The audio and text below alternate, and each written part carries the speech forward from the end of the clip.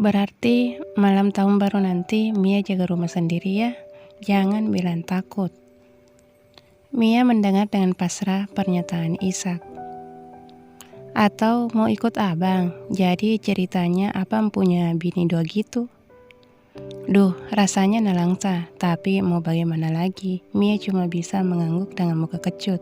Setelah peristiwa video call pacarnya Ishak di kota tua itu, Mia sudah berjanji untuk tidak merecoki hubungan cowok-cowok ini lagi. Takut disangka pelakor atau dibilang cewek kecantilan. Yang lebih parah, dibilang gatel. Itu menyakitkan banget. Ya, jadi Mia hanya menjawab singkat. Sok-sokan mau bawa bini dua, disemprit aja kamu langsung belik badan, potong Erlang. Gue bukannya takut bro, males ribut aja. Sama. Beda. Memangnya kapan cewek Ishak balik dari kampung? Tanya Wibi. Sehari sebelum tahun baru. Kalau gitu suruh bawain oleh-oleh ya, request papi ya dong. Ishak menampol kepala Wibi. Mas David mau pergi juga, tembak Mia. Sudah sejam setengah sejak mereka menghabiskan makan malam yang berlangsung agak alot, Mia dan Wibi masih belum berbaikan secara resmi, masih terlihat perang dingin. David bergumam ringan, gue gak senolep itu sampai harus diam di kontrakan berdua doang sama elu Mia. Mia mencibir, ya kan baru putus, masa udah dapat pengganti sih? Untuk pertama kali, dia akhirnya mau diajak ketemuan sama calon tunangannya. Gue tebak, Ishak menunjuk David yang cuma diam, tapi gesturnya mengiyakan. Apa gue bilang? Ya, daripada gue cuma tidur-tiduran doang sama Mia. Aku juga gak mau kali mas diajak tidur-tiduran sama mas David, teriak Mia. Bukan itu maksud gue, David yang panik pun bergegas meralat. Ya, gitulah pokoknya, anggap aja gue lagi silaturahmi sama bokap nyokap. Mereka melanjutkan aktivitas masing-masing dalam perasaan yang berbeda-beda. Mia semakin kesal dengan rencana cowok-cowok itu. Dia cemburu karena akan ditinggal seorang diri, tapi bukan cemburu karena mencintai salah satunya. Mia juga tidak paham ini perasaan cemburu jenis apa. Dia hanya sedih, merasa ditinggalkan. Oke, kayaknya Mia juga harus mencari teman kencan untuk malam tahun baru nanti. Karena Mia tidak punya gebetan dan tidak ada orang di dekatnya atau yang pernah ia kenal yang ingin ia gebet. Jadi Mia harus mulai mencari target. Blindet mungkin? Siapa takut? Jadi yang akan Mia lakukan malam itu adalah so asik di grup-grup anak muda jomblo di Facebook. Karena kayaknya banyak dari mereka yang senasib dengan Mia. Oke para sad boy, tunjukkan pesonamu. Sambil komen-komen di lapak cowok-cowok yang postingannya menghibur, Mia masih berkutat dengan baju-baju yang kudu dilipat. Semua cowok berada di kamar masing-masing. Mia sendirian di ruang tamu dengan televisi menyala, tetapi mata dan jari terpusat di ponsel, sehingga kegiatan melipat ini menjadi lebih lama, namun juga jadi tak membuat jenuh. Suara bambu diketuk-ketuk terdengar, artinya tukang bakso yang lewat. Wibi berjalan keluar melewati bagian belakang Mia. Ada yang mau bakso nggak? Teriaknya. Boleh, mau, gue enggak. Yang terakhir itu jawaban dari dalam kamar David. Oke. Ternyata cuma Mia yang nggak ditawari. Hiks, padahal dia kepingin juga meski belum lama makan malam.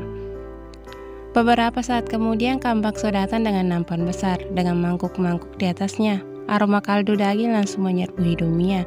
Dia menelan ludah, ingin ikut pesan tapi gengsi. Wibi lalu memanggil anak-anak. Erlan dan Ishak lantas keluar dan mengambil mangkuk bakso masing-masing. Loh, Mia nggak makan? Tanya Erlan. Mia hanya meringis sambil menggeleng. Mau dibagi?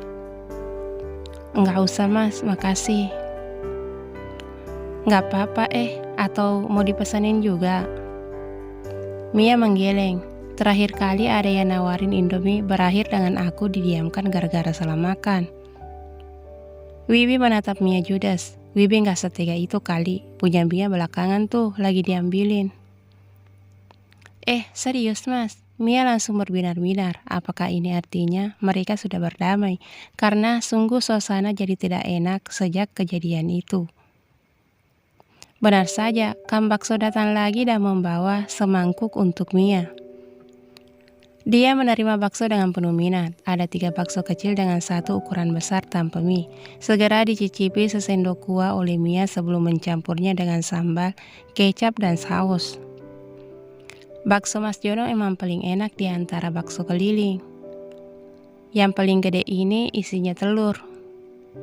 Mia sudah tidak peduli dengan penjelasan Ishak dan Wibi. Dia bergegas menikmatinya selagi panas. Selagi makan, ketiga cowok itu membahas soal mesin mobil yang tak sedikit pun Mia pahami. Hingga beberapa saat kemudian, ketika Mia masih menikmati bakso kecilnya, tiba-tiba Wibi nyelonong memasukkan garpu pada bakso jumbo Mia yang tinggal satu-satunya tersisa. "Maaf Mia, ini buat Wibi ya." Dengan tampang melongo, Mia hanya bisa mengikuti baksonya yang melayang dari mangkuk dan pindah ke mulut cantik itu. Mia mengerjap-ngerjap, sorotnya kecewa. Dilihatnya Wibi mengunyah dengan bahagia sembari cengengesan. Tanpa empati, membuat Mia merasa semakin terluka. "Itu kan baksoku."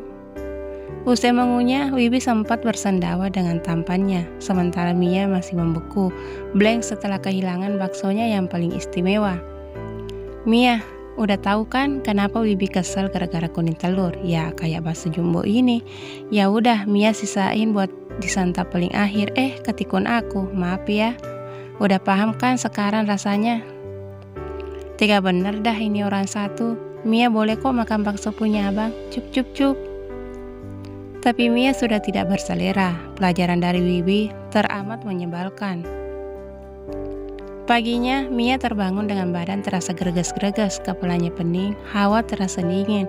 Sepertinya Mia kena flu. Tetapi karena menjadi pembantu rumah tangga adalah pekerjaannya, dia tidak bisa bermalas-malasan seperti ketika ngekos seorang diri. Mia mengenakan jaket dan turun. Badannya menggigil di tengah gerimis pagi hari. Ia berlari menyeberangi halaman lantas meloncat ke teras. Karena weekend, seharusnya dia tidak perlu terburu-buru menyiapkan sarapan. Tetapi Mia ingin segera menyelesaikan masak secepatnya dan kembali ke kamar. Karena tampaknya orang-orang masih tertidur, Mia lantas menyeduh teh dan mengambil tempe untuk bikin tempe kemul. Dicocol pakai sambal kecap pasti mantap. Benar saja, setelah aroma tempe menguar, David yang pertama keluar dari kamar untuk masuk ke toilet. Dia berlalu begitu saja tanpa perlu menyapa Mia seperti yang biasa dilakukan 3 personel lainnya. "Wih, bikin gorengan nih, gerimis-gerimis." Nah, kalau itu suara Ishak. Baru membuka kamar saja, suaranya sudah sampai dapur. Ishak berdiri di sisi Mia sembari menunggu David keluar dari toilet. "Enak kayaknya." Mia hanya bergumam seadanya. "Tumben jaketan, dingin, padahal di depan kompor." "Iya mas." "Lah, pilek kamu Mia." "Dikit mas," ujar Mia sembari membetulkan jaketnya. "Siapa pilek?" Kini Erlang yang keluar kamar dan bertanya. Rumah seketika berubah semarak kalau satu persatu penghuni sudah bangun. "Minum vitamin C gih?" Mia baru mengangkat wajah dan menatap Erlang setelah mendengar suaranya. Mia jadi sedih. Ingat mama, hal menyedihkan bagi perantau adalah ketika jatuh sakit dan tak ada yang mengurus. Mau tidak mau, harus mengurusi dirinya sendiri. Hal itu jadi bikin kangen. Pingin peluk mamanya, pingin dibujuk-bujuk pakai makanan enak yang bikin selera. Hiks, Mia jadi melo.